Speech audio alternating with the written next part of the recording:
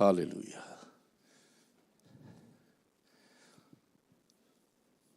Thank you, guys.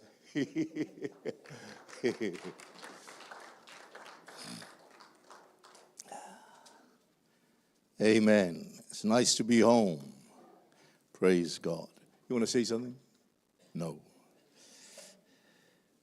Thank you for your birthday love. People texted and messaged your birthday greetings. I was born on the 5th of May. We left on the 3rd, on Sunday. And so I had a birthday here and a birthday in the States, which was good. And praise God. Thank you for your gifts and your greetings. We flew into Lancaster, into Los Angeles. We stayed with my 2 nieces in Lancaster, and one of them works for the dispatch. That's the first call when emergencies happen. And she thinks like we are in an emergency all the time, because she drives like there's no tomorrow. Thank God she can drive. I mean, I drive fast, but she scared me. My other niece is in the Air Force, and she thinks that the car is an aeroplane. Both of them drive, and they've got each of them have got a car, and I'll get up in the morning and say, which bullet are we using this morning? And the little one drove us to Arizona, and we had a look at the Grand Canyon, and you can't look at that and say there's no God. And that will pass, you know. And we, on the way back to Lancaster, we called into Las Vegas because I've got a cousin that's there. She's been ministering with her husband for many, many years in different parts of the world, and she now lives there, and her husband's passed away, and we were not able to make it to the funeral, so it was an emotional time for her and for us. It was lovely to see her. And then on Saturday, we got driven to Hollister, close to San Francisco. And the little bullet, the little one drove us. And we spent the last several days with my sister. She lives in Hollister with her husband and 4 children. And it was wonderful to be with them. We left on Monday night, which would have been our Tuesday night. Arrived here on Wednesday morning. Got home at 3 o'clock. And then 4 o'clock on Thursday morning, we woke up. We're still waking up around that time because the body clock is still trying to adjust. And we flew to Christchurch on Thursday morning to farewell our spiritual mom. She was the wife of the pastor that we were under but her husband passed away about 10 years ago, and she passed away, and the family service was Thursday night. The funeral was Friday, and so it was nice to be there to commit her to the grave and release her to God. And so we came back home yesterday and woke up 4 o'clock this morning. And hallelujah. Whakarea mai tori peka kio, tia ho mai, raroto i te po, e kona titiro atu ai, ora mate e auque noho ai. Then sings my soul, my Savior God, to thee. How great thou art, how great thou art. Then Then sings my soul, my Savior God, to thee. How great thou art, how great thou art. You can still sing. Hallelujah. Give the Lord a hand. Hallelujah. Amen. 𝚘𝚙𝚙𝚢𝗟𝗓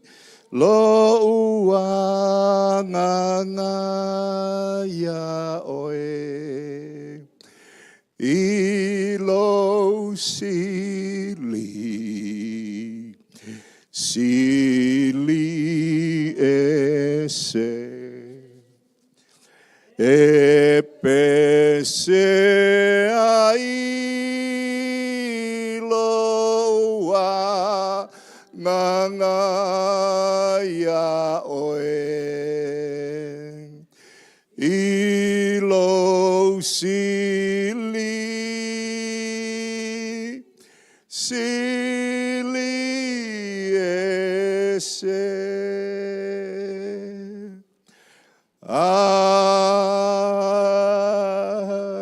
Amen. Glory to God. That was in tongues, in English, and in heaven. Hallelujah. If you ever look at two portions of scripture, that will be good. Isaiah 59 and 1 Timothy 2. How are we going to navigate that? We are yet to know, because I don't. Hallelujah. But last time we shared on prayer. And we said that prayer is the most universal activity the planet does. The Hindus pray. Buddhists pray.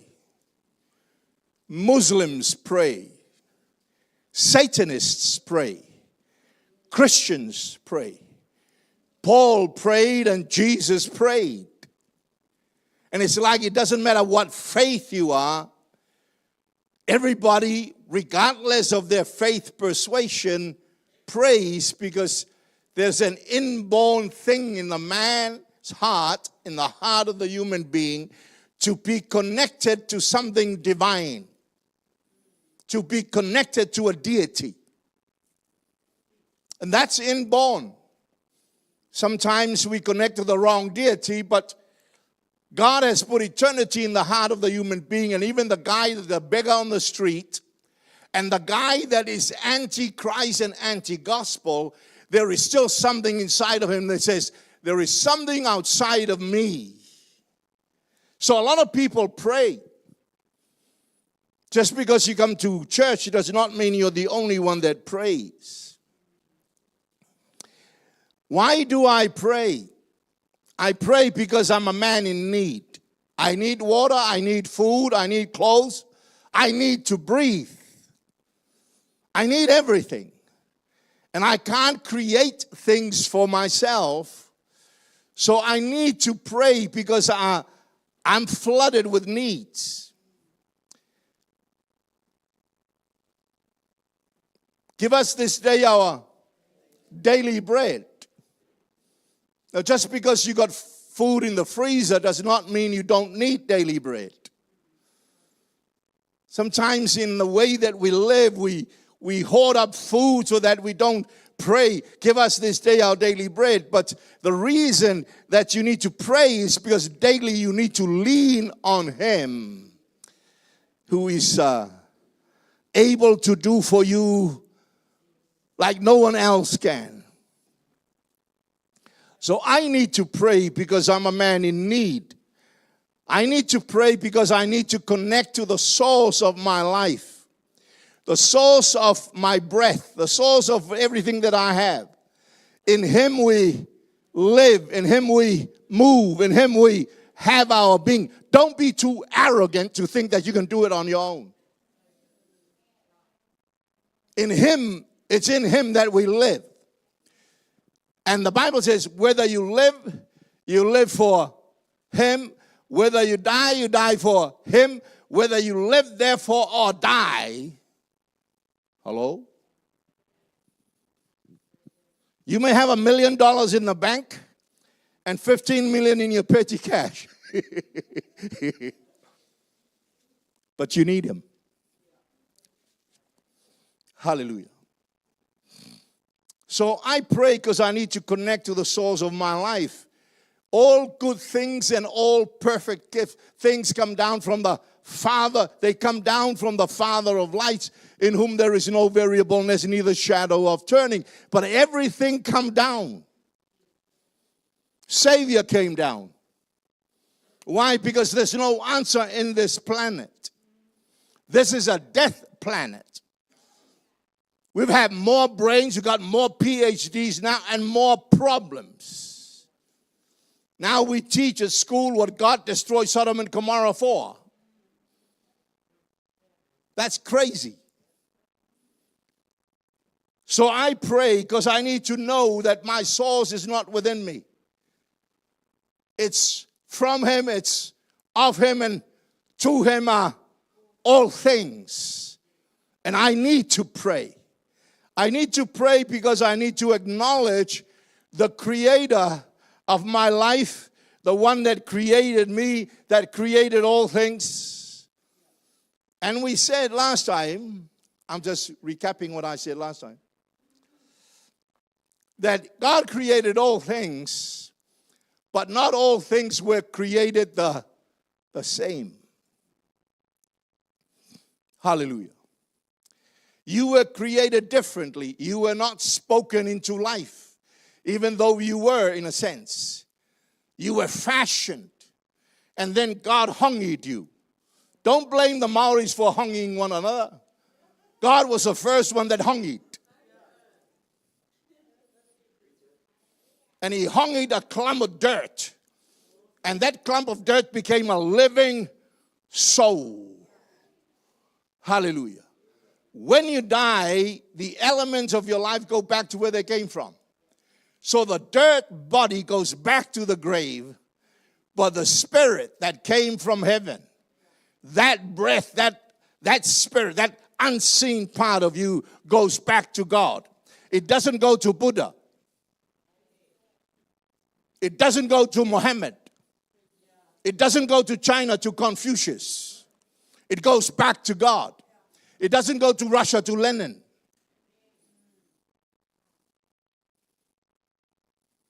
So I need to pray.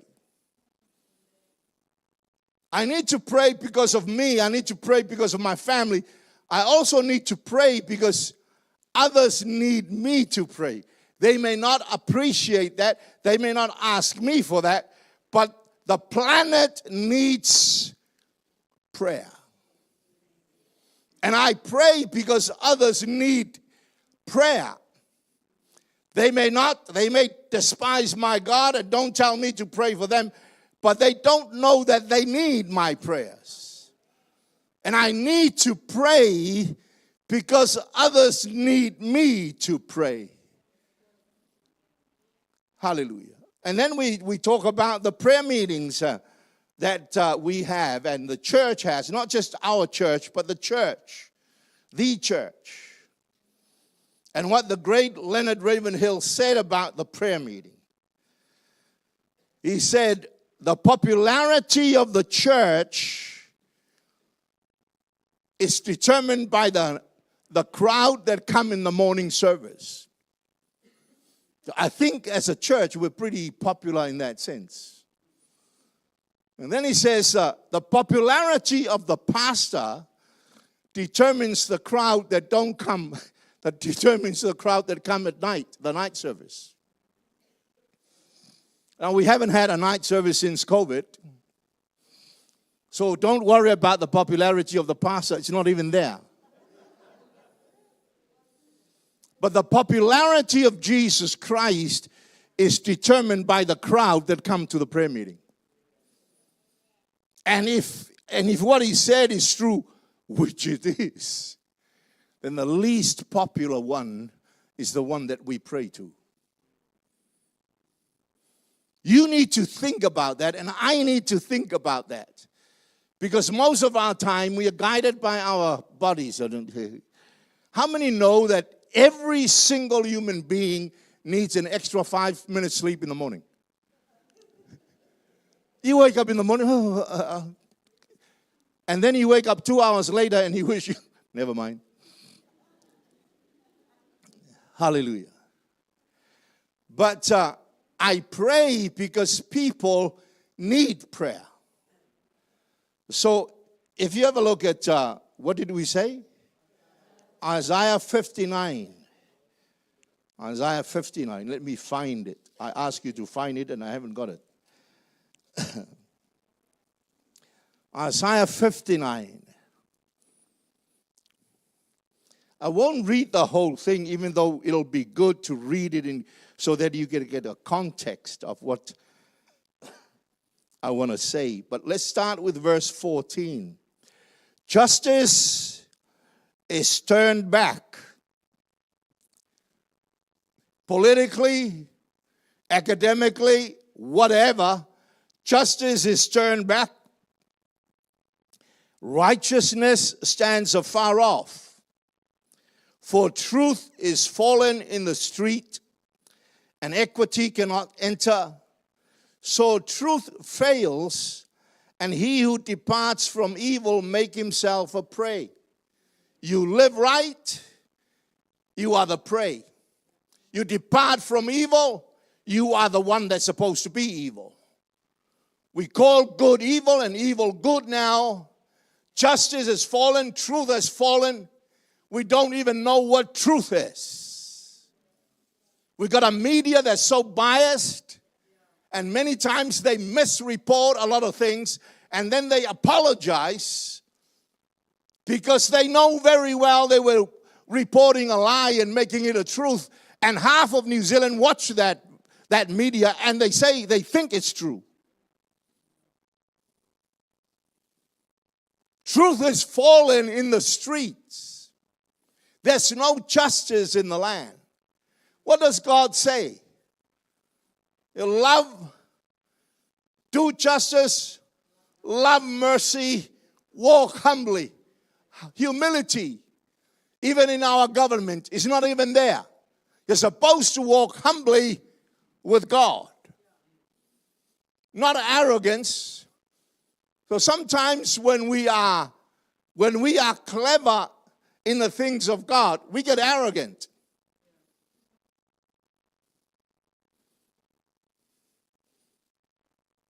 It's the meek that inherit the earth, not the rich. Hello? I'm just reading what Isaiah saw. And Isaiah saw this hundreds of years before Jesus came. And he saw this. He saw that evil was going to be good, and the one that lives a good life will be a victim of society. So he pens it down. Why? Because he was writing by the Spirit of God. And then he said this. Then the Lord saw it, and it displeased him. You think God is pleased with the things that is happening around? A lot of people said, if God's God, God's displeased. Just like you and I are displeased at injustice, where truth fails, where things are going wrong, and the society is going to hell on roller skates, and we think we are going the right direction. And everyone that's going the right direction will be cursed, become a victim, because you're living right and you're going the right direction, because everybody else is doing their own thing and going the wrong way. Hallelujah. Got a whole lot more to say, but that's enough. Hallelujah. The Lord saw it, and it displeased him that there was no justice. He saw that there was no man, and wondered that there was no intercessor. He looked, there was injustice. He looked, and the Bible says he wondered. He was overwhelmed that there was nobody to pray. He wondered that there was no man, and was overwhelmed that there was no intercessor. So what's he looking for? He's just looking for a man to intercede. And obviously, from according to Isaiah, one man who does the job well is enough, because that's what God was looking for. Obviously, there's more men than just one, but God was looking for a man, and he wondered that there was no man, and wondered that there was no one to pray.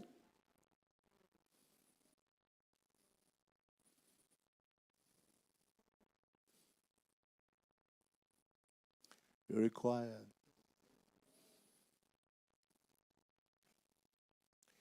He was amazed that there was no man.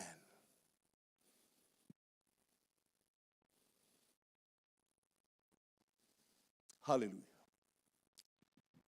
Let's go to the other scriptures and come back to this one. What's the other scripture? 1 Timothy 2.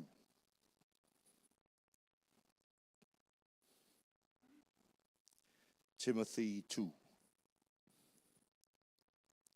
Verse 8. I desire, therefore, that men pray. I desire, therefore, that men, specifically talking to men. He was specifically looking for a man.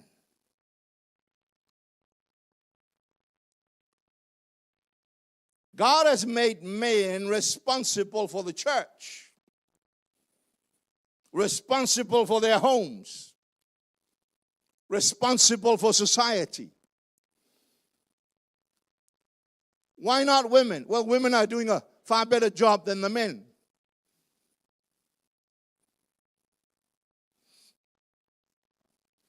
Hallelujah. I haven't researched it, but I heard a preacher just say recently, every time a woman prays, there has never been a woman recorded in the Bible whose prayer was not answered.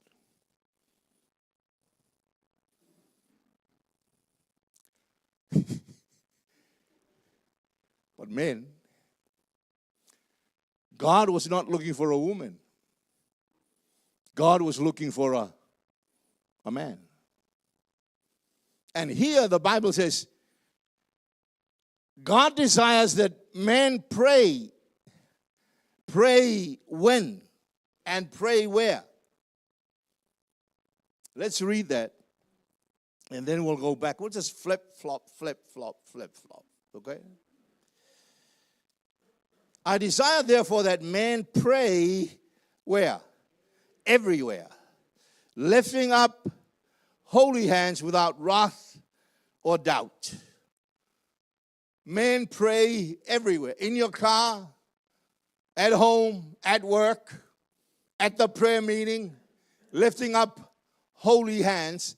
And men can't lift their hands. You go to a church, it's the women that lift their hands. Why not men? Because they think they're macho.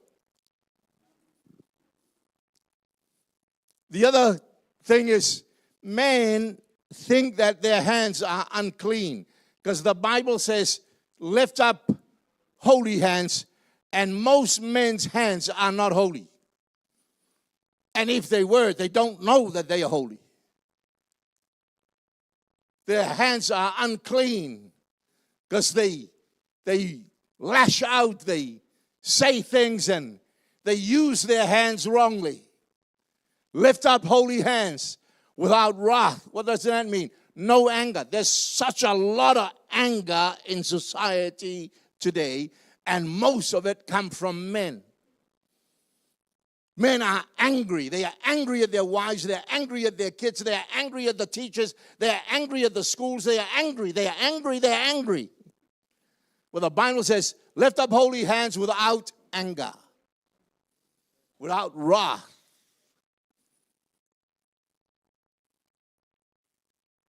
Are you all right? Is this okay? It says, without wrath or doubt. What is doubt? So what do? Lift up holy hands with love and with faith. Now remember that. Remember love and faith. Remember that. We'll come back to that. So if you ever look at, go back to Isaiah 59. See, people don't know that they need prayer. And men need to stand up. The Bible says, God, he saw there was no man and wondered that there was no intercessor. One man to intercede for his family. One man to intercede for his community. A man doing the job and doing it well.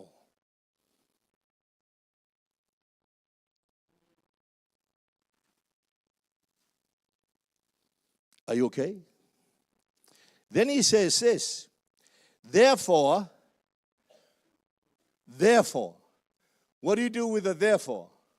Find out what it's there for. Therefore, his own arm brought salvation. Therefore, his own arm. The righteous right hand. When he looked at the heavens and nobody to open the book, he looked on the earth and nobody to open the book. He looked under the earth and nobody to open the book. Then he looked to his right hand. And his son said, I'll do it. His right hand brought salvation unto him, unto us. Hallelujah. Therefore, his own arm brought salvation to him, and his own righteousness, it sustained him. You are sustained by righteousness, and it's not your righteousness. The difficulty with men is that men think they should be righteous, and you are actually righteous, but you don't know that you are. Because your righteousness and my righteousness is not our own. Our righteousness is not enough. It's just filthy rag. It's just a tampon that the lady wears in her monthly cycle. That's what it means. Your righteousness is filthy as the pad, the menstrual pad. That's the best we've got. So what righteousness do we have to stand before God? It's his righteousness. His own arm brought salvation unto him, and his righteousness sustains him. Our righteousness is imputed to us. When he was on the cross, I was on his mind. Blood stained that scarlet robe, making it crimson red. Though your sin be crimson, it shall be made as white as snow.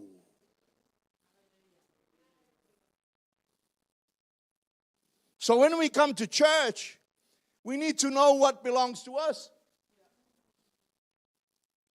When my children come home, they don't say, can you please, can I have a drink from the fridge? And many times we approach God like that over and over and over and over and over. We're trying to make the great. We can't make the great, but we have made the great because he made the great. His right hand.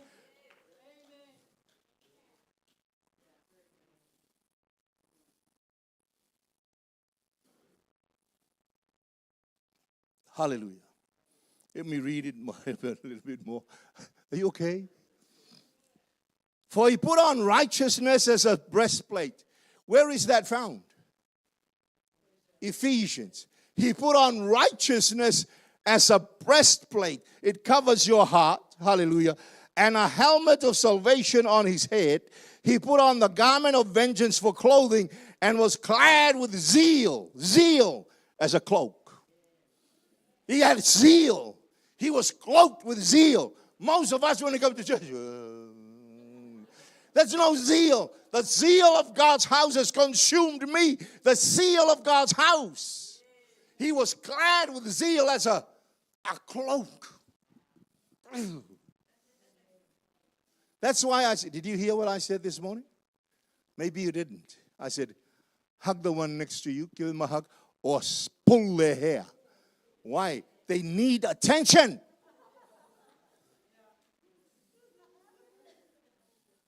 Clad with zeal as a cloak. You're clothed with zeal.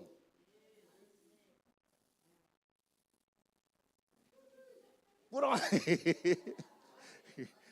Hallelujah. Are you okay? So cover your breast is covered. Not with your righteousness. On the other hand, you are actually clothed with righteousness. Hallelujah. Are you okay? Have a look at 1 Thessalonians. So the armor of God. And we said something about the armor a few years ago. And maybe you've forgotten. But we talk about the armor of God. That the armor is so powerful. But it's useless without a warrior. Somebody has to wear it. That sword is so long and so powerful. You know, when the devil takes out his sword in the wilderness, turn the stones to bread. And then Jesus took out the, and it covered the breadth of the land. Man shall not live, not ever, from here on over until 2026 in Wanganui. Man does not live by, he just got, man does not live by bread alone, but every word that comes, hello? But that sword is absolutely useless until the warrior takes it out.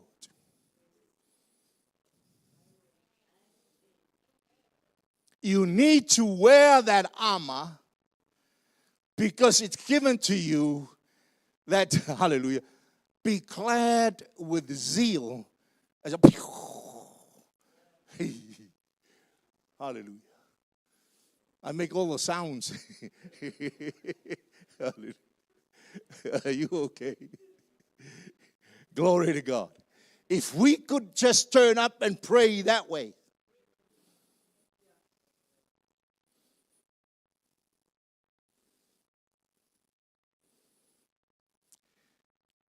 The breastplate of righteousness is absolutely useless on the chair. The helmet of salvation is not a decoration. You don't put that on the wall. Whose helmet is this? My son was a prayer warrior, but he died a few years ago, and I put the helmet up there. The armor is powerful, but only when it is worn. We shared that. We shared that some years ago. What's the name of the Iron Man? Huh? Stark. That guy, when he puts on the armor, without the armor, he's useless and the armor is useless. Who wears the Superman garment? What's the name of the reporter? Clark Kent. Clark Kent is just a wimp until the suit. But the suit is useless unless it's put on. And Clark is useless unless he puts on the suit. You're supposed to put on the righteousness as a breastplate, clad with zeal as a cloak.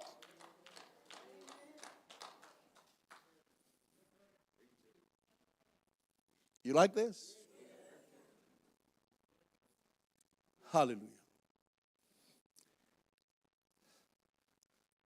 Bless the Lord. I'm going to finish shortly because my time's running out. We'll carry on next week. Chapter 2, 1 Timothy. What's that? Did I say Thessalonians? Well, 1 Thessalonians 5. Let me find Thessalonians. 1 Thessalonians 5. Hallelujah. But let us, verse 8, let us who are of the day be sober, putting on the breastplate of faith and love. What did I say? Remember, faith and love. Put on the breastplate of faith and love, and as a helmet, the hope of salvation. Now, is the Bible confused? I thought the breastplate of righteousness, what has faith and love got to do with it? Because salvation, what makes you righteous? We are saved by grace through faith. Love appropriated by faith makes us righteous. So there's no confusion. You just need to understand your own armor. But the armor is useless. And you and I are useless until we are clothed. Clothed with humility. Clothed with compassion. Hallelujah. Put on righteousness as a breastplate. Helmet of salvation. Put on the garments of vengeance for clothing, clad with zeal as a cloak.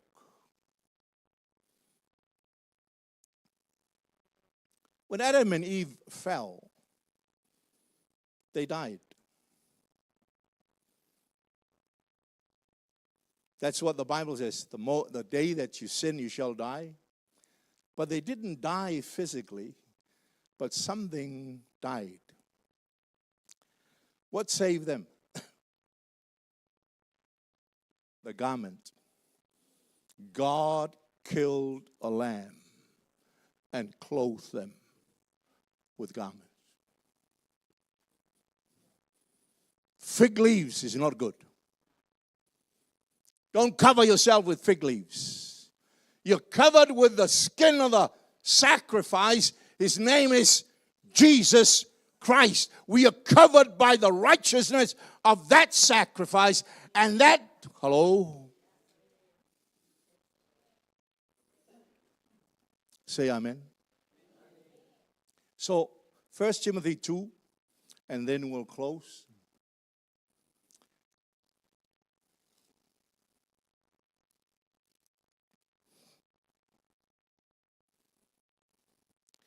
Verse 1, therefore, what do?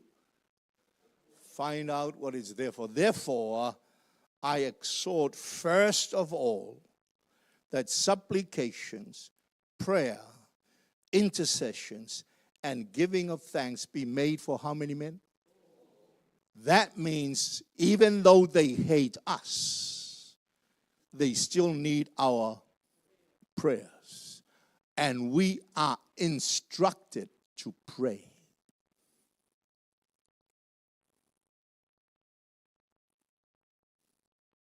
They may curse you, but they need our prayers.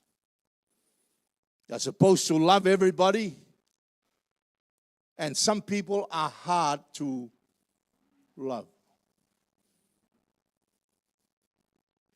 Maybe, I hope you're not married to one of them.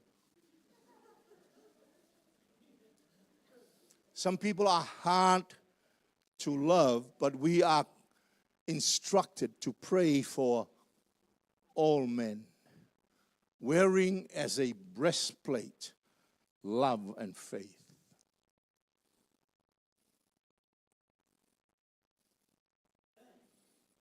Hallelujah.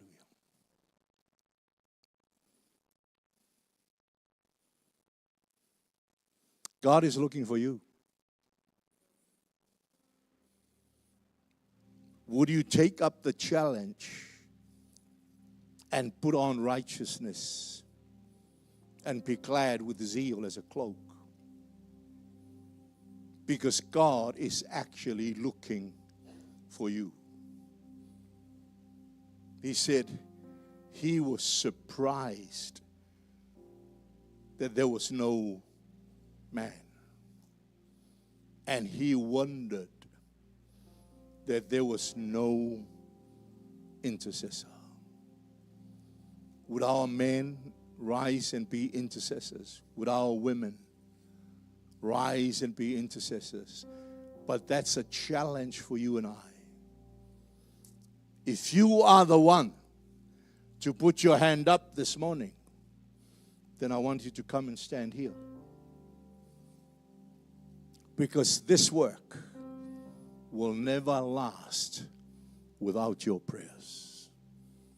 God is looking for you. Hallelujah.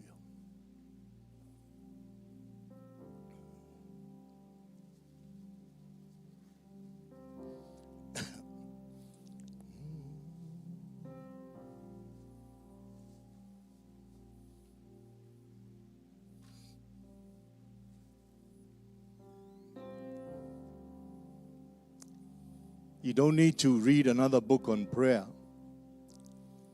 You don't need another sermon on prayer. You need to pray. You need to say, Lord, I'm available.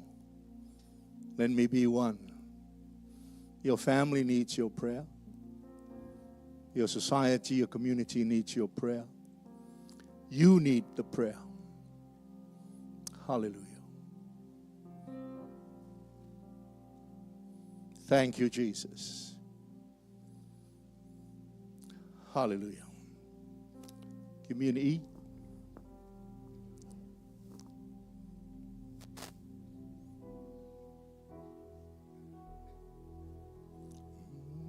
We're going to sing a song. It's your dedication to Him. The power of God in this church will never wane if the prayer goes up. Hallelujah. For thou, O Lord, art high above all the earth.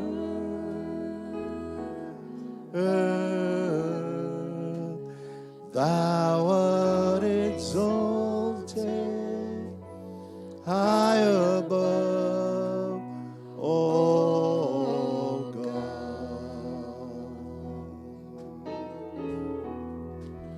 For thou, O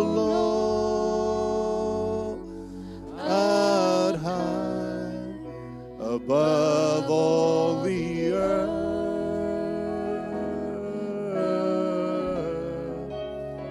Thou art exalted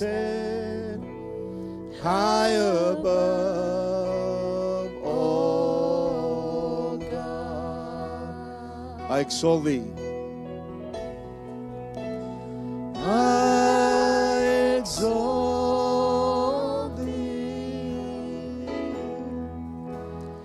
I exalt thee. I exalt thee, O Lord.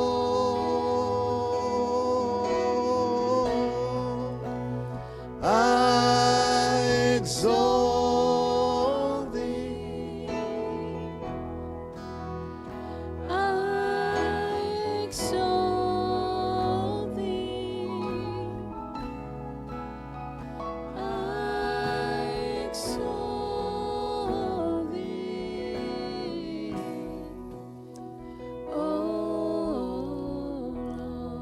Let me pray. Heavenly Father, we thank you this morning. Thank you for your word, Lord God, to us. The sword of the Spirit that pierces even to the dividing asunder of soul and spirit, of bone and marrow, lays bare the thoughts and the intents of our hearts. Father, I pray for your people, even as they have responded this morning, to take up the challenge, Lord God. Father, I pray they will see from heaven and touch their lives. They will rise up, Lord God, that you will look no further, that you'll find in this church those that will stand in the gap and intercede. Pray with me, say with me, thank you for your word. Thank you, Jesus, for speaking to me. I arise, I lift up my hand to take up that challenge, to put on righteousness as a breastplate, to be clothed with vengeance and clad with zeal as a cloak. Lord, help me to be the intercessor you're looking for, to lift up my family, my life, my community, my church, and my world. I thank you today. In Jesus' name. Let it be. Amen. Amen. Hallelujah.